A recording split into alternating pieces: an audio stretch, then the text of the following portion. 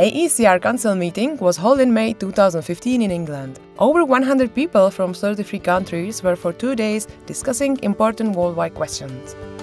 It's a great pleasure to welcome the AECR Council here to Winchester in Hampshire. It's a real pleasure to see that we are expanding. 2 new parties were admitted in Council meeting, Croatian Conservative Party and Movement for Changes Montenegro.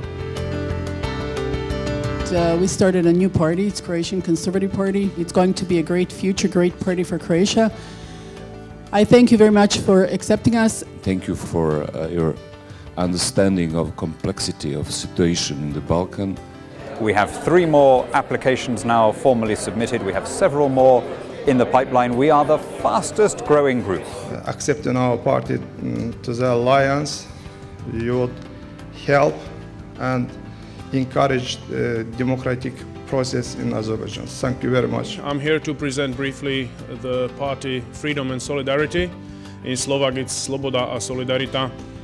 As a member of the European Parliament, I am extremely proud to have just joined the AECR group in the European Parliament and as the leader of a new Italian conservative movement. This is so far the largest AECR Council meeting ever. It is an evidence that this organization is growing, that is becoming more and more attractive also for political parties from countries outside of the EU. Principle of this alliance is that all member parties are equal. AECR brings together parties committed to individual liberty, national sovereignty and parliamentary democracy. We are flourishing on every level. We've created successful and coherent groups on all of the different assemblies and legislatures of Europe now, the Council of Europe, the Committee of the Regions, the NATO Assembly and so on. We'll be hearing from our affiliate organisations. When it comes to the AECR, I think you also have a crucial role to play throughout Europe, and you know this in all your respective countries. And I hope that Britain and this Conservative government will work with you, will certainly be your partner. So I look forward to working with you all. Thank you very much. The program included a panel discussion, the litmus test for the EU's trade policy and current threats to the transatlantic alliance. Well, we've been discussing today the TTIP negotiations and the EU and US free trade agreement and whether it's possible.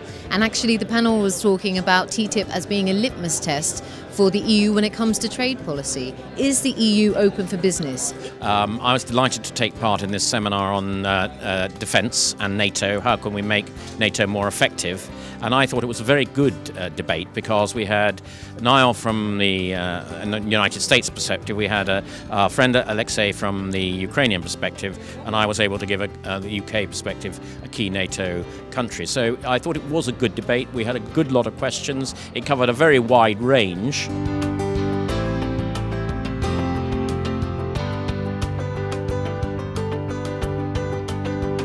We're all conservatives here, and we all want the best for our countries. We all want the best for the European Union and for the world.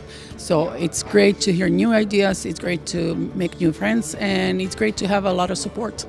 We always need support around the world for some of the ideas that we believe in, but there's an idea that unites the conservatives and reformists, which is actually we believe in low taxes, we believe in a strong society, we believe in a very good, stable and sensible government.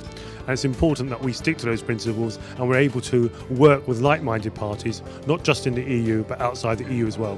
Conclusion of the evening was the speech by Michael Gove, MP, and Edmund Burke award ceremony at the Winchester Guildhall.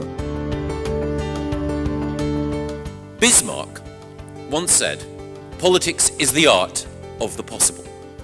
And ever since then, there have been all too many politicians who've taken that as an instruction not to deliver. Edmund Burke is a hero of mine. He inspired the last book I wrote. His quote about little platoons and how countries are really built from the ground up by the little platoons of family and community. And so I'm very honored to be recognized in association with Edmund Burke and with the alliance here of individuals and countries who share the same beliefs we do, particularly at the Heritage Foundation, individual freedom and free markets. So it's great to be with friends.